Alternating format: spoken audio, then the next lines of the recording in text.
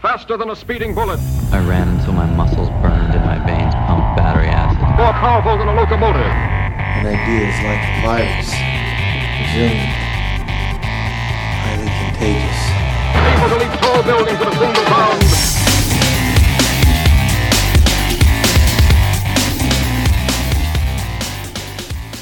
All right, ladies and gentlemen, welcome to the Better Humanology podcast. Jerred Moon here with Joe Courtney. What's up, Joe? Hey. And Ashley Hicks. How's it going, Ashley? Doing well.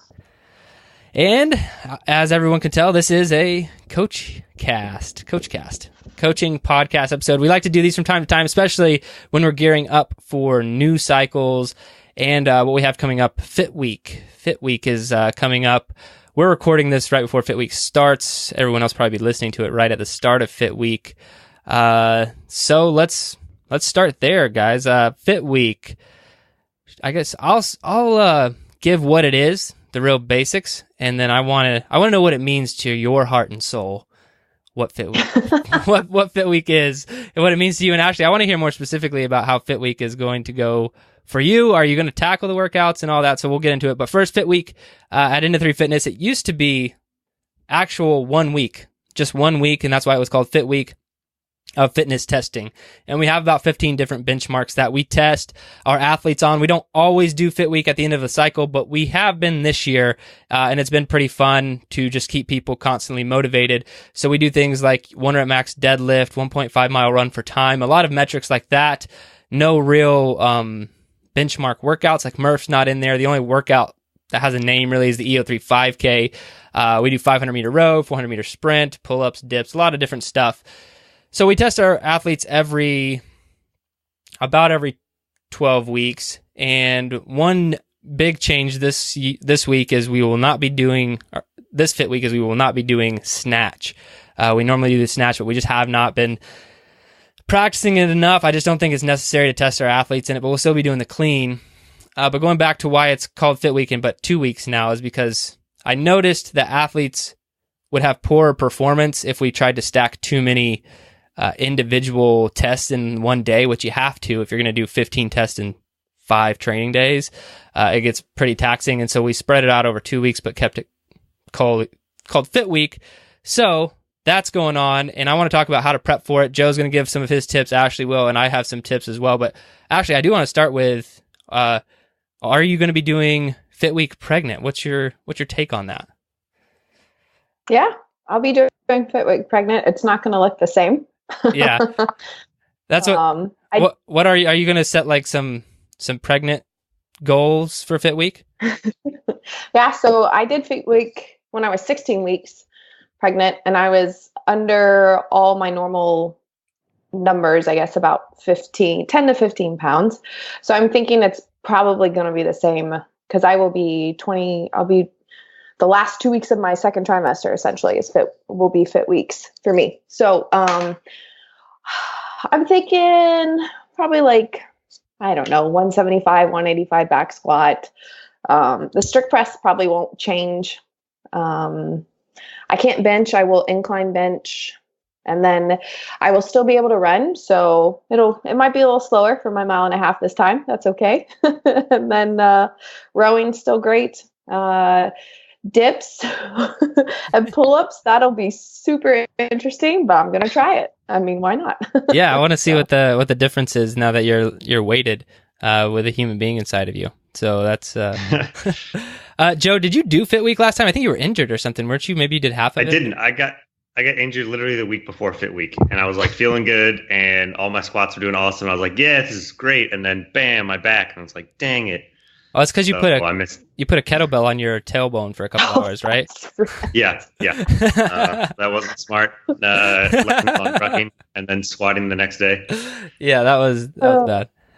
Still feeling it a little bit, but gotten past. Well, kind of to Ashley's point of like setting some, like, you don't know how your pull-ups or dips are going to be. That's normally my first recommendation in Fit Week and my first real tip. And if you are one of our athletes, awesome, take all these tips and takeaways away. If you're not one of our athletes, well, stop doing that and become one of our athletes, because it's awesome and our community is amazing. But either way, what you could get out of us kind of giving these tips is just anytime you need to tackle some sort of max effort testing at all, these tips will apply. It doesn't only apply to our fit week. But the first tip I give everyone is set goals, because Ashley right now is in a different situation than she, has been in the past when she set all of her other benchmarks. So her times could be a little bit different. Likewise for me, while not quite as dramatic, Eleanor, my baby girl, was born right around. She was born during like the last fit week, and I was even worried during the last fit week. I was like, the day I ran a mile and a half, I think I slept like 3 hours, like that night or something like that. But I still did okay, because I was like, had slept so well.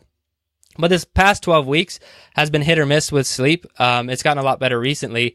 But now I'm having to think myself, even though I've been crazy consistent over the last 12 weeks, haven't missed any workouts, like, do I need to set some goals that are a little bit more realistic, that, maybe I'm not going to be as fast or as strong as, previous ones. So that's my first tip is to set goals anytime you're going to be setting, a PR or benchmark time. I think a lot of people go into that stuff thinking like, well, I don't know what my weight's going to be because I'm trying to set a new PR, but you should have some sort of idea. If you've trained more than a few weeks, you should have an idea of what you're going to be tackling or doing.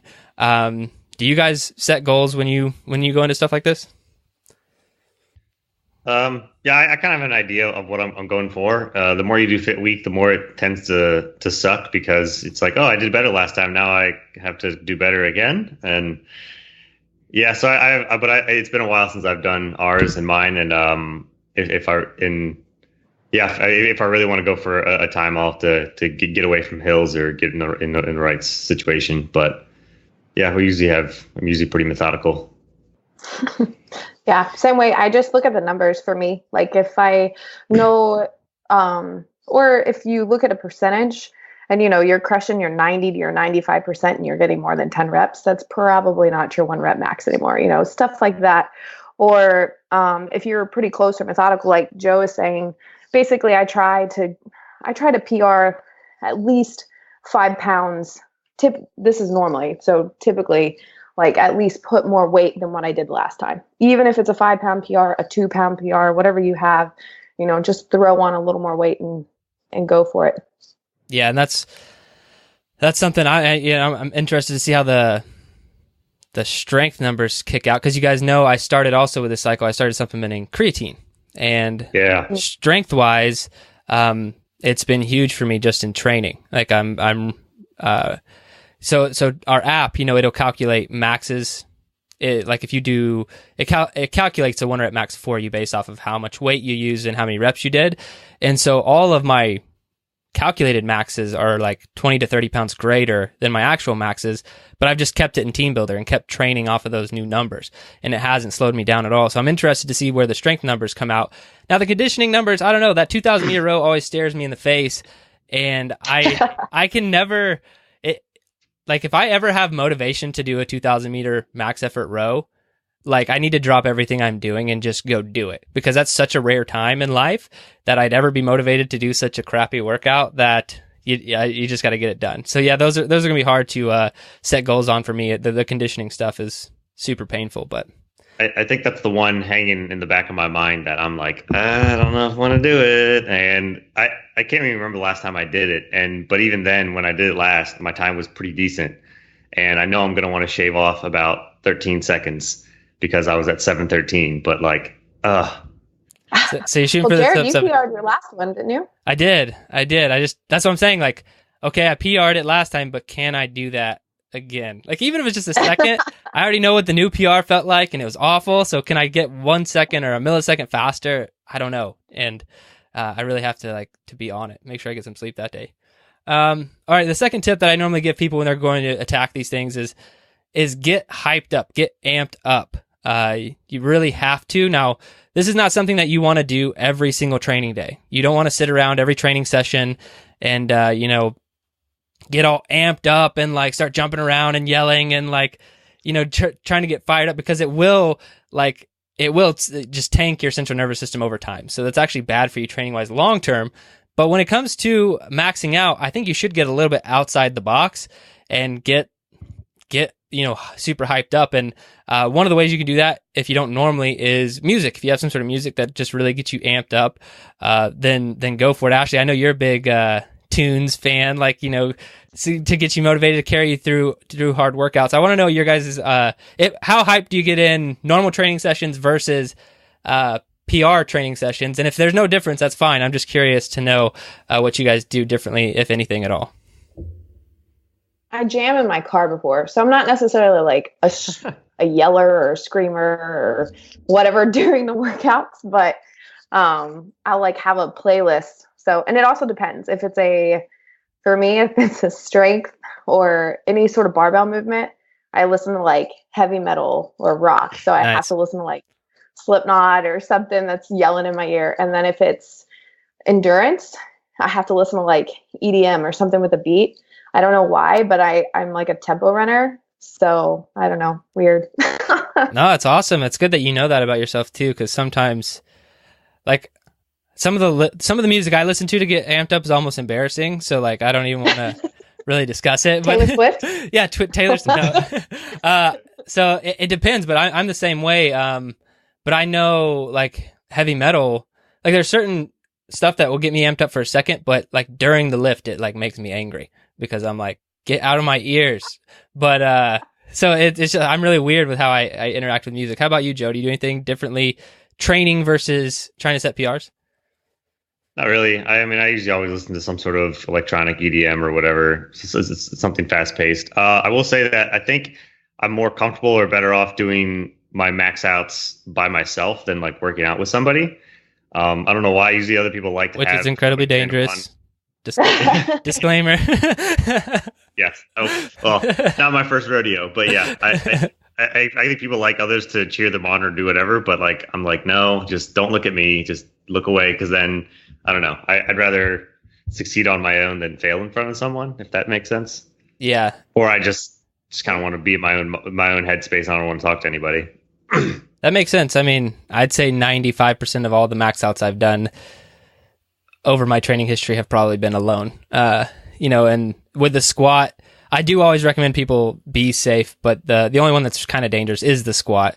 And I normally have some sort of something to catch the bar so it doesn't crush me. Having been in that situation, I know I've told the story on the podcast before, almost died on some box squats before, but that's neither here nor there. Gosh.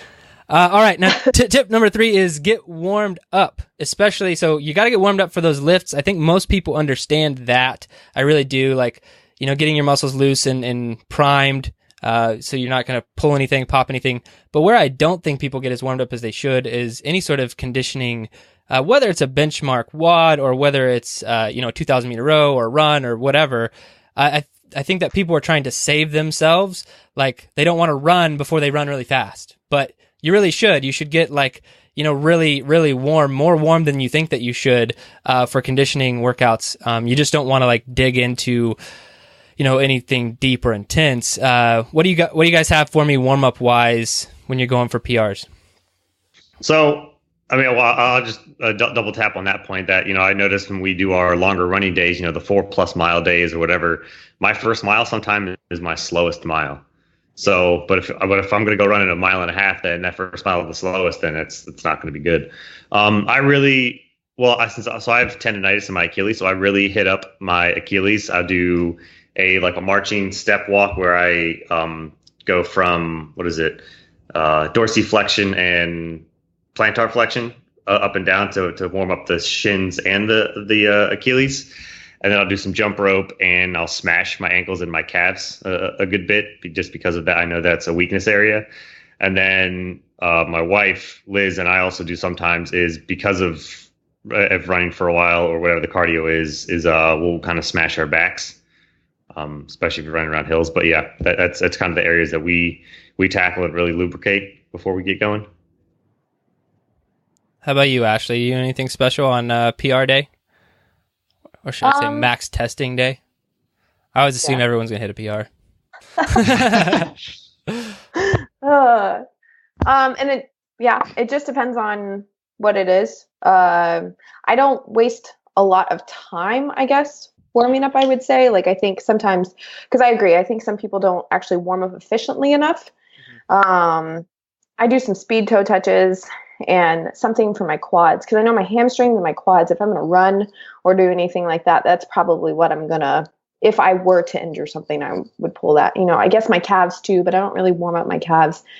And then for strength, I just kind of I'll actually do it just with the barbell. So if I'm doing a strict press or a back squat, whatever it be, I just put a barbell where it is just an empty one, do a couple of reps. And then basically when it starts to get heavy, I just start going to singles. But I don't waste my time with like 10 reps. Right. I don't know. There is a certain level of, especially with barbell work, like there's a sweet spot and then there is too much. Like if you're getting in a couple 1,000 pounds of volume before you hit that 1 rep max attempt, you probably wasted a little bit of energy you didn't need to. Which kind of brings me to my next point. In the warm up area is go easy on the stretching. Stretching is great, but really you should be doing more dynamic type stretches.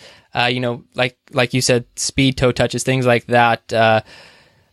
Butt kicks, all those kind of more dynamic stretching efforts, because if you're sitting there and holding stretches for 2 and 3 minutes, your muscles are not going to rebound to where they should be. And it's actually going to take some strength away from you. And it can take up to a half hour for your muscles to get back to normal. Now, stretching is really good for you. That holding a stretch for 2 or more minutes is great. And it's something you should be doing. It just isn't something that you should be doing right before you try a max effort attempt. And if you want to know the difference, I do challenge you, not during fit week or when you're really trying to go for a PR, but like stretch out your hamstrings for like 2 minutes per side, and then same with the quads, 2 minutes per side, and then do some squats and just see if 50% of your 1 rep max feels like the worst thing ever. Cause it just might. What do you guys do, stretching wise? Is that different at all? I don't stretch a ton on the regular. We got a knuckle cracker. Yeah. I smash a lot. Okay, gotcha. That's the main thing. What I'll do is a few couch stretches or like a banded. Like if I do any kind of stretches, it's with banded just to loosen up that area. But yeah, it's mostly what I tackle. My stretches are just towards the end. It's just almost as a cool down. So I do my dynamic stuff prior to doing any workout, and then I at least try to do 30 seconds of whatever stretch I'm doing. So 30 seconds to a minute. It just depends on how much time I have left towards the end of the workout, but I make sure I set some time aside for that. If not, I can feel a huge difference in my recovery if I just kind of do the workout and then boom, leave kind of thing. Yeah. I usually only tackle certain areas after I've done like 2 sets. Like I'll do an empty set on the barbell, then I'll load whatever first set of plates on, and then I'll see what's feeling tight, what's feeling nagging, and then I'll go stretch and attack that area with a band or something like that. But on the regular, before I even touch the bar, I typically don't stretch before. I just do whatever dynamic things, lunges, squats. All right, now my last tip, kind of already threw out there with a disclaimer, Joe, talking about always maxing alone, which to be honest, I do too, for the most part, is just be safe. Like if you're going to ever try any max effort, anything, even if it's a sprint, if your hamstrings aren't warmed up properly and you have a desk job where you sit all the time, there's like a 90% chance you're going to pull your hamstring. Be safe. Don't let any weights crush you. Don't let your form break down when you're trying to lift the deadlift, because unless anybody listening to this is competing competing to the level where that is your sole source of income, if you're not doing that, if it's not your sole source of income, then I would not take any max effort to extreme failure or risk of injury, because I think a lot of people associate 1 rep maxes and going really heavy with injury and getting hurt. And that's not how I view them at all, and I don't think other people should. I think you should view a 1 rep max effort as the heaviest that you could lift something, or the fastest you could go with good form, without things breaking down. I know there's also kind of the idea that it's like, okay, well, it's 1 rep max deadlift. It's okay if my back rounds a little bit, or, my shoulders cave and, I'm starting to pull a little bit more on my lower back than I'd like to because it's 1 rep max day and I want to set a PR. No, like I don't like that mentality. I think I agreed with it when I was maybe like 19 years old, but I don't agree with that anymore. I don't think it's a good thing to do, and it's definitely not, because if you hurt yourself, then like what's the point? You can't fitness anymore, and that's like pretty much the end of the world. just me? Okay, just me. No. All right, guys. You have any other tips for hitting max effort, going all out, anything like that at all? I don't think so. I would just tag on to what you say and about just safety. Just listen to your body, and don't beat yourself up if you don't PR. I know, a lot of people are, let me hit more weight. If you don't hit more weight, it's fine. And sometimes during PR weeks, just what you had, sleepless nights those last PR week, there are going to be times where it's just every day is different, and you're just going to have to give yourself some grace and kind of go from there. So that's my little tip for this fit weeks. Fit weeks. Yeah, I know it's confusing, right? Yeah. No, I agree. And that's something I've been tracking. We'll get Ashley on the Whoop team eventually. Joe and I are on the Whoop team now. she won't allow it. But just something I've been tracking since Eleanor was born. Like, my recovery has normalized to, it's a new normal over the course of 3 months, but pre-baby, my heart rate variability was probably, it was definitely higher. I don't know what percentage, like 10 to 20 points higher in the heart rate variability, or milliseconds higher, should I say. And then my resting heart rate right now is about 7 to 10 beats faster than it averaged pre-baby. So definitely I'm operating at a different level. Now, my performance hasn't necessarily taken a hit that I've noticed, but I just noticed my body's not at a peak state where it once was. And it's something that we all need to pay attention to if you're not sleeping well, not hydrated, whatever the case may be. All right, and that moves us to new training cycles. I'm going to kind of gloss over this, not go into it super deep. So what our training calendar looks like right now for all the athletes and everyone listening to this who wants to be one of our athletes. Like I said, go fix that problem. You go to garagegymathlete.com. If you have the I'm not signed up for Inner3 Fitness training problem, you can fix it very easily. Just go to garagegymathlete.com and sign up with a 2-week free trial. Do Fit Week with us for 2 weeks. And we're going to be doing that for the next 2 weeks. And then we'll hop into new training cycles. We have a new training cycle on Hard to Kill, the Hard to Kill track. We have a new training cycle on the Shred track, and new training cycle on the Strength track. So real fast, I'm just going to give you what we're kind of covering in those. And if you guys have any questions or add-ins or whatever, we're all 3 on the Hard to Kill track, aren't we? Yep. Yeah. Do you guys have any plans on changing anytime soon or in the future or anything? I don't know. I've floated. There was a time where I was thinking about doing the Strength track, but then having more intense, basically adding even more training, but on my extra training, whatever it might be on Saturday, adding just a little more intensity, cardio, conditioning, or something just for balance. But yeah, no, not yet. Not yet. All right. All right. So in the Hard to Kill track, what we're going to be doing is a lot of mixed modal aerobic training. I had to explain this in the webinar the other day. This is not CrossFit.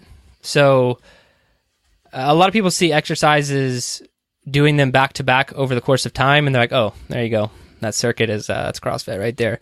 That's not CrossFit. CrossFit Don't you put that label on me. I don't mind. Like, we definitely do some things that look a lot like CrossFit, but primarily what you're seeing in CrossFit training is metabolic conditioning, which is just incredibly high intensity held at the longest possible time as you can. And it serves a purpose, for sure. It serves a purpose, but there are a lot of other tools in the toolbox when training a human being that a lot of coaches don't use in CrossFit gyms.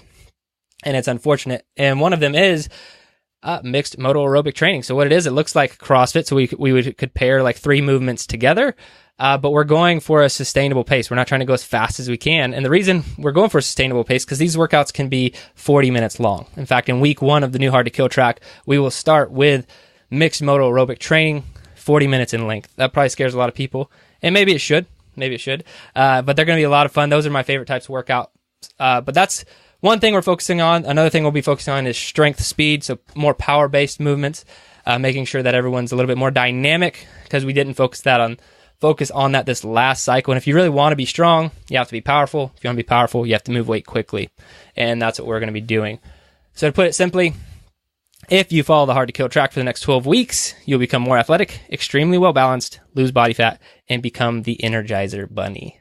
And go head over to, if you guys want to see like, is all that really true? Like, are people really seeing results like that? Head over to the Garage Gym Athlete Instagram account. We're starting to highlight more and more of our athletes and just posting their results.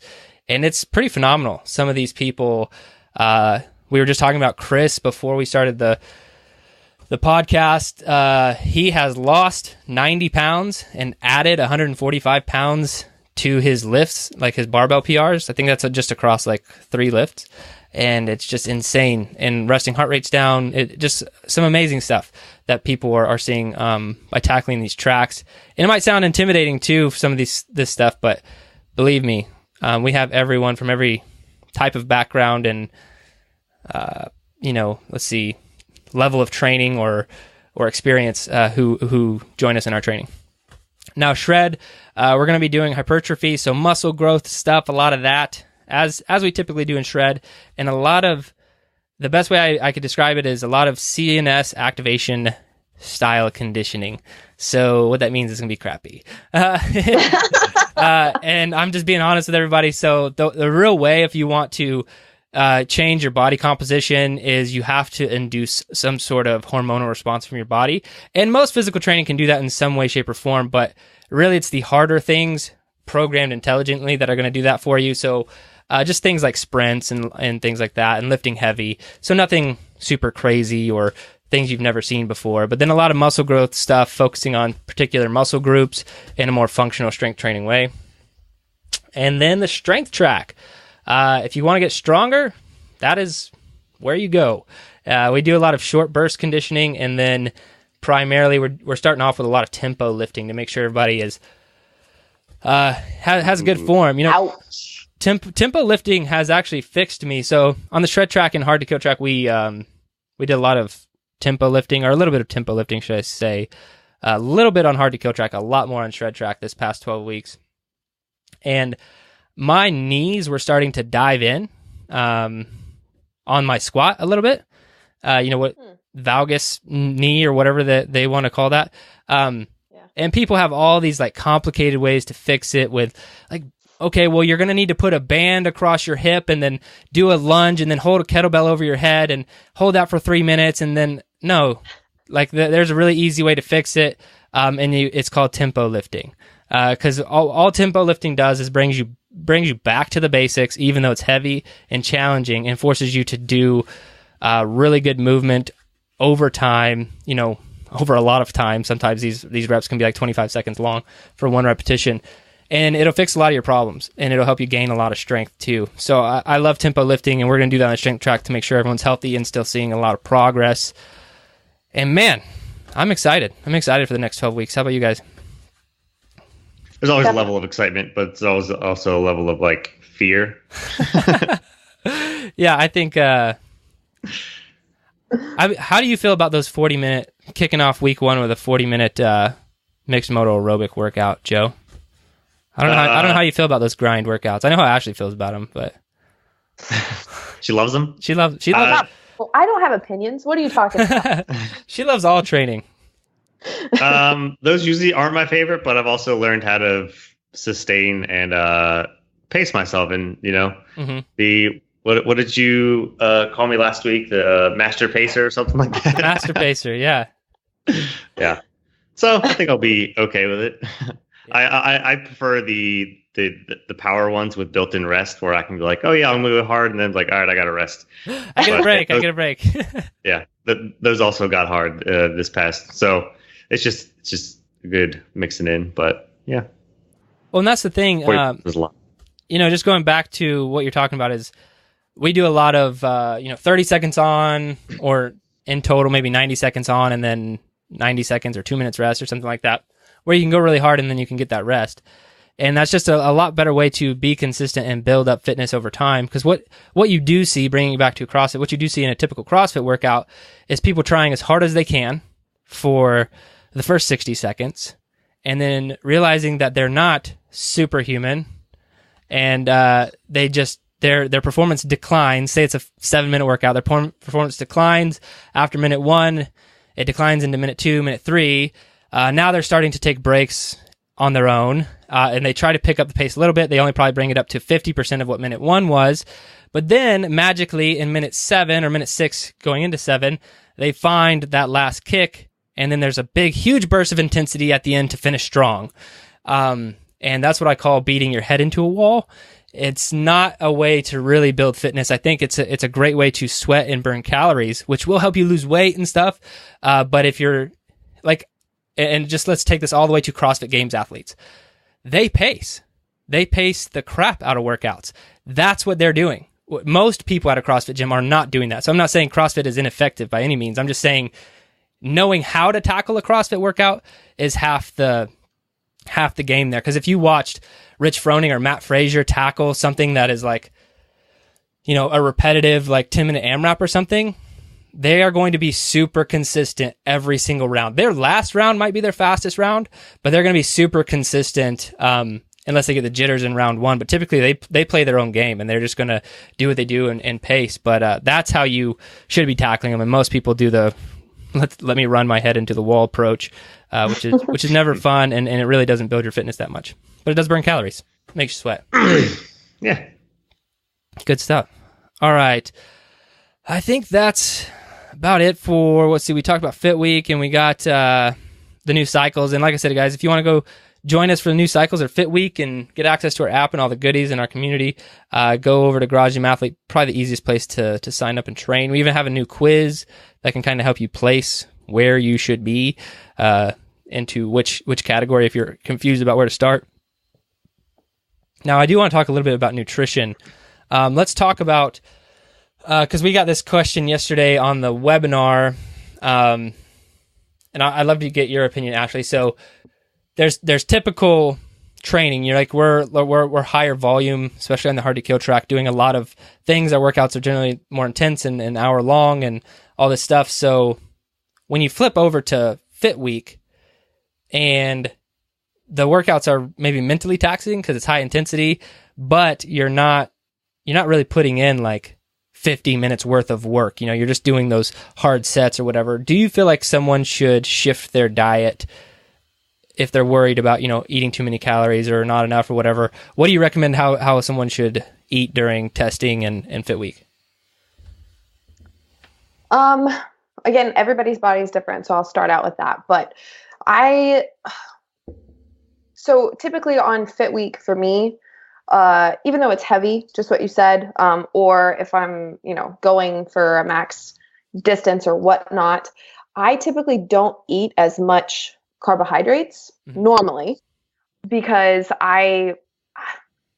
it's not that I don't feel tired after it, because you're right. It's a lot of mental, it's a lot of things that are different, but it's more along the lines of my body has not been taxed the way that my body is normally taxed in our hour-long workouts. So I do make sure that I get, especially for max lifts, that I actually do maybe eat a little something, because normally now pregnant, I do not. But while I was not pregnant, I was able to work out fasted. Mm-hmm. And even on max weeks, I could work out a little bit fasted, but I would maybe add a smoothie or something in there to give me a little more energy, if you will. Yeah. But I kind of cut back on the carbs a little bit. And that I would recommend that to somebody if, again, because you're not really taxing your system like you typically are. Yeah, and I think that's great advice. Now, Joe, I want to hear about what you're going to do, because I know right now you're hitting, since you're not pregnant, you are hitting almost every single workout. Allegedly. You are hitting almost every workout fasted, right? That's what you've been doing that for a while now. Every single one. I'm usually working out between my 14 to 16 hour mark of fasted. And another big tip I normally give people is to don't change anything on game day that you've been doing. Now, I think reducing your carbohydrate intake a little bit is fine, but for you, it would be going from I never have calories, then I work out for the last 3 months, and now what are you going to do? for max testing? I'm curious to know. I think about it more as the day before. So as I'm eating the day before, I'm like, okay, how is this going to charge me up, affects me for tomorrow? I need to fuel my body, get ready for tomorrow.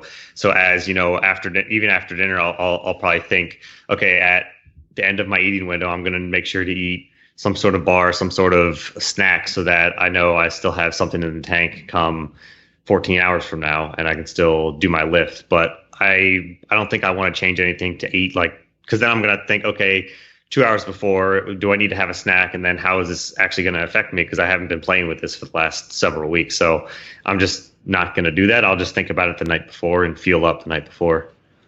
So you're going to hit all max effort workouts fasted? Yes. It's a bold move, Cotton. Yeah. So what do you? So you normally do fasted, right? What are you going to? Well, I was fasted for a long time, and then I switched to now carbohydrate fasted. And I really switched. There's probably 2 to 3 days a week where I do actual fast. Like all I have is black coffee, and then I don't eat until typically 11 or 11:30 a.m., which is about a 16+ hour fast for me. But a lot of days now I'll do bulletproof coffee or some form of that, just with no carbohydrates. So I'll have fat, but just no carbohydrate fast, and then hit my workout. Which is almost like fasted because I still run on carbohydrates. Like I'm not keto. My body uses carbohydrates for fuel primarily. And, I will, but max week, I will definitely be taking some carbohydrates beforehand. Probably equip sweet potato supplement like before. Oh, before? Yeah. Not right before, like 30 minutes before maybe, just to have some carbohydrates in the system, just because I know my body operates better that way, especially for things like you won't notice it. Like you might not notice it on lifting. Like I have never noticed a huge difference on lifting, but I would, like a 2,000 meter row, I would not survive after minute 4 if I didn't have any carbohydrates in my system because of the way that workout taxes your body, and probably the same for a 1.5 mile run. Other things that are really short, like a 500 meter row or a 400 meter sprint, you'll probably be fine because that's almost without oxygen, and your body, those workouts are so fast, your body almost doesn't know what happened. You're done. Like you hurt after the fact. Like I felt that way about Fran sometimes when I used to do Fran. Like I would do Fran so fast, or Helen so fast. Like I never hurt really until after it was over. But then I would hurt for a long time, and it was. It's like anything on the assault bike. Yeah, it's like very, very painful, and you don't know why it won't stop hurting. It's very, very taxing. So on some of our conditioning days back in the program, I do the bulletproof coffee. So I will do with carb fast or whatever you said. Yeah. So I do that every once in a while. So there are days that I train with some fat, some MCT oil in me. But as far as carbs, I've been basically nothing before I train. So I might do a self experiment. Maybe just one training day. See, the only thing I'd be concerned about for you is probably the events that I named, like a 2,000 meter row. I think specifically, if you're carb free, but are you still eating like a good amount of carbs later in the day, like during your eating window? Yeah. Okay, so like above 100 grams, like 150, 200 grams of carbs a day, like where are you? Probably not that many. I'm typically, I can't remember. I think I'm right around 100. That's pretty low, man. Yeah, it is low. You might be like performance keto. In all honesty. Like Rob Wolf, he's a big keto guy, low carb paleo guy, right? He eats up to 100 grams of carbohydrates on training days, and he still considers himself like keto. I know it's not technically like I don't know all the ins and outs of that, but he only does it on training days that are going to be hard because he says he runs out of gas when he doesn't have any carbohydrates in his system.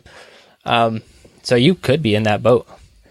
I have to check my wall for what my things are. I could be, because Liz's and mine's are right next to each other, so I could be getting hers confused. But either way, you have macro plans on the wall.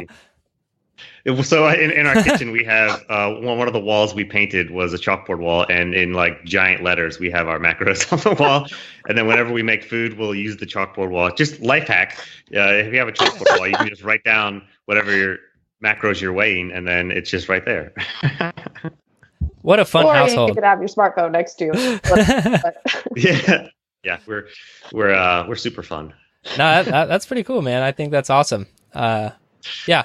Well, I mean, well, maybe we'll update on the podcast and see what your experiment was, or maybe you'll end up. There's no reason you can't do a 2,000 meter row twice, right? I can find some reasons. Well, A pregnancy opt out of that one.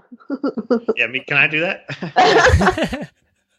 well, I want to talk keto for a second because we've been getting a lot of questions about it. And none of us are necessarily, we all know about keto, what it is and whatnot. None of us are experts because I don't think any of us have officially done keto. Anybody? No. So it was like a glimmer of a thought once, but then I was like, nah. Well, the only time I think, and this was before keto, like anyone cared about it. Like I had to explain, like you couldn't even say keto. Like I had to say ketosis. And, this was, and it wasn't that long ago, but, when I was active duty in Florida, I was going extremely low carb. I was like having, what would I do? I'd do like bulletproof coffee in the morning. I'd come home for lunch and eat like just meat. And like, I was just trying to go low carb. I wasn't really trying to get keto. And then I got what I think they call the keto flu. I started to feel really awful. Performance started to suck real bad. And so I think that I made the transition, but I hated it. So I was like, no, I'm going to eat some more carbohydrates. But I've never tested my blood or urine or saliva or anything like that to find out if I was ever in ketosis. But it is something that I'm thinking about doing, maybe July, August timeframe or something, to where I better understand all the ins and outs of doing it. But my focus is I already know all the benefits to ketosis, from, how it can help people with cancer to how it can help you drastically lose weight. There's a lot of medical reasons people might want to consider ketosis. But I'm just curious because I don't hear a lot about it, and I'm sure there are some people, but I want to know how straight ketosis affects our athletes doing our training. So I might do just a keto experiment on myself, but I'm still kind of torn there because that could jack up my next fit week. I don't know. We'll see. I'm thinking about doing it. But I posted it in the Facebook group the other day, and there's a lot of interest in people for us posting more keto resources. So we'll probably do that just for our athletes specifically. But have you guys ever thought about it? Thought about doing it? No, it's just too much to one extreme, I think. Yeah, and you can't. It's not okay. It doesn't sound fun. It doesn't sound fun at all.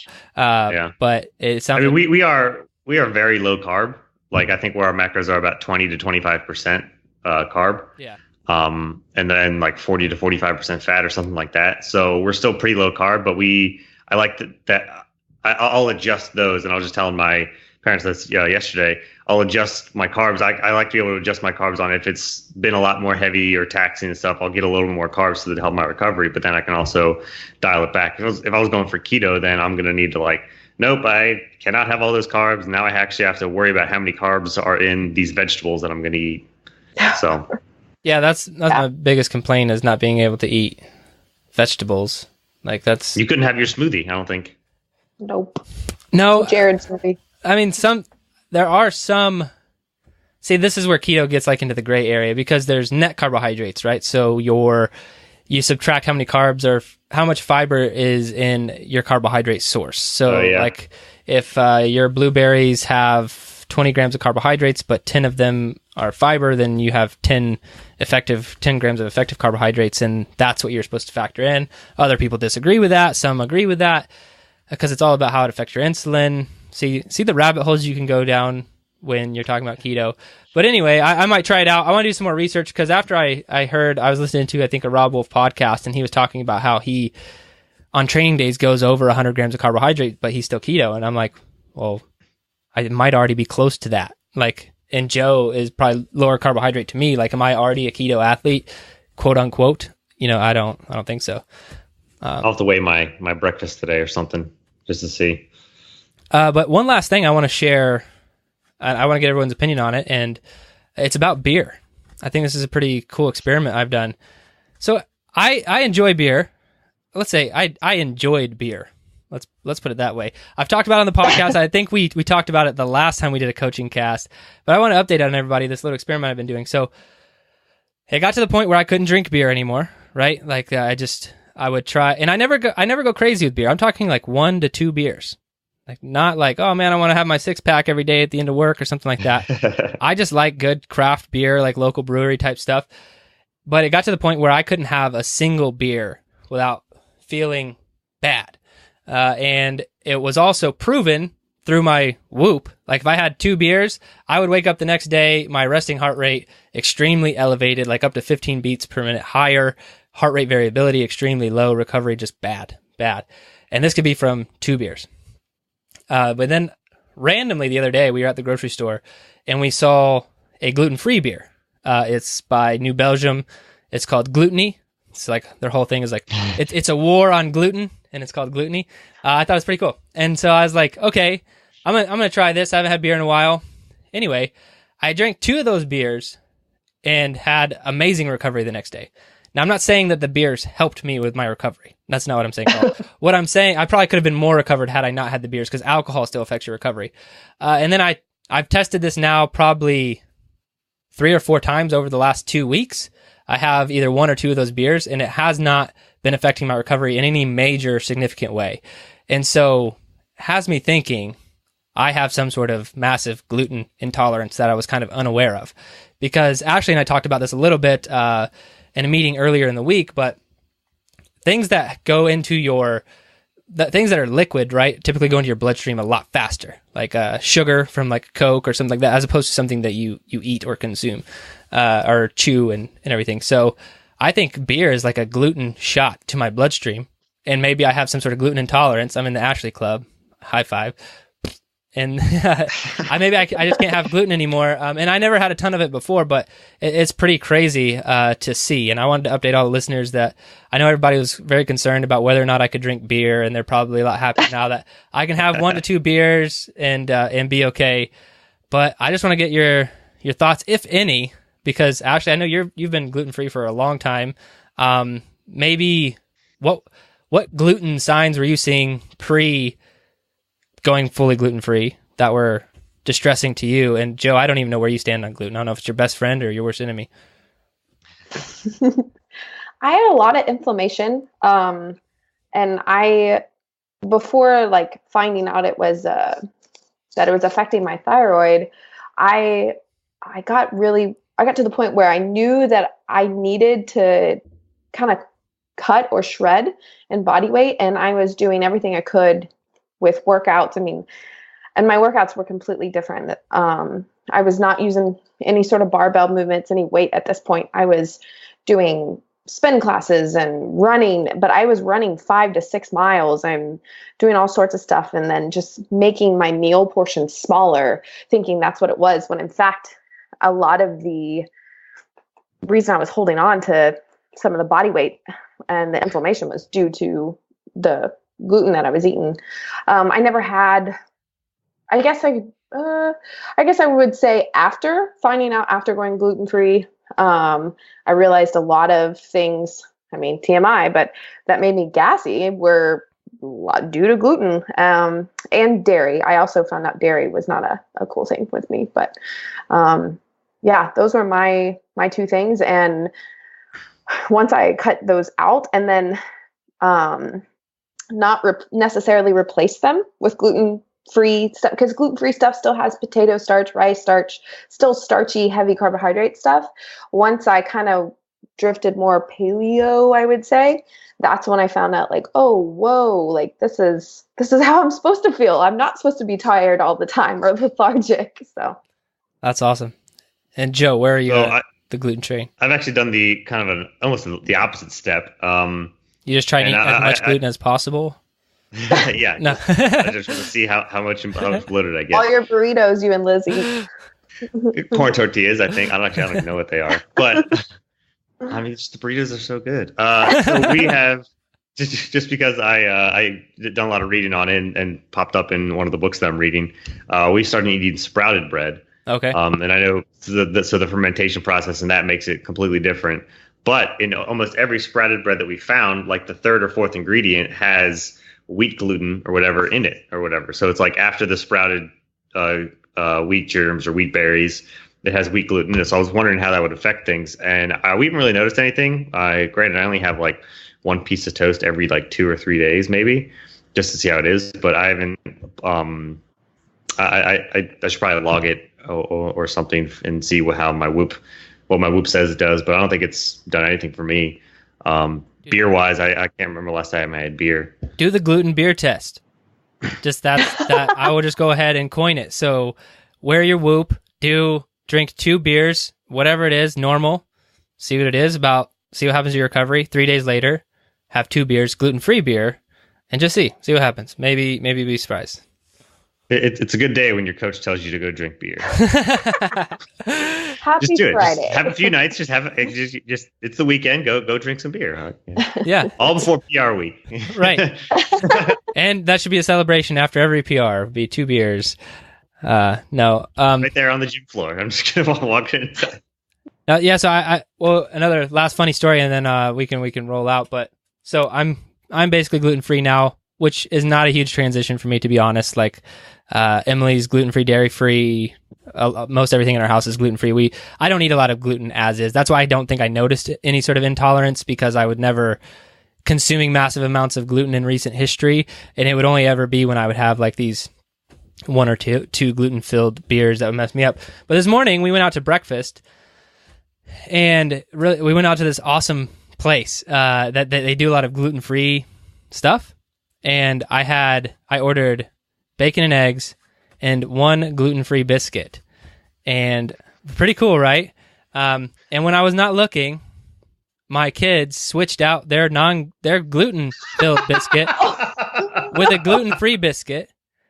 I don't know why they wanted my biscuit, and then I ate it, and I had I couldn't really tell the difference. And then Emily's like, "Why did you just eat that one?" I'm like, "I thought that was my biscuit." She's like, "No, that he just switched them out." So my family's against me in trying to do the whole gluten-free thing, but I'm going to try my best. Oh, that's awesome. Oh, no. All right, guys. Well, it's been a blast. Fit Week coming up. I look forward to seeing everybody's results. And until the next coaching cast. Peace. See ya.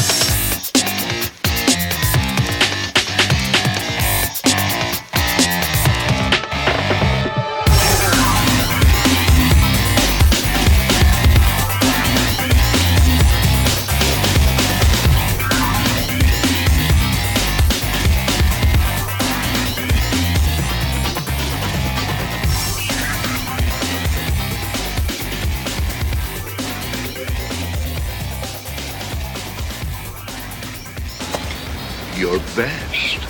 Losers always whine about their best.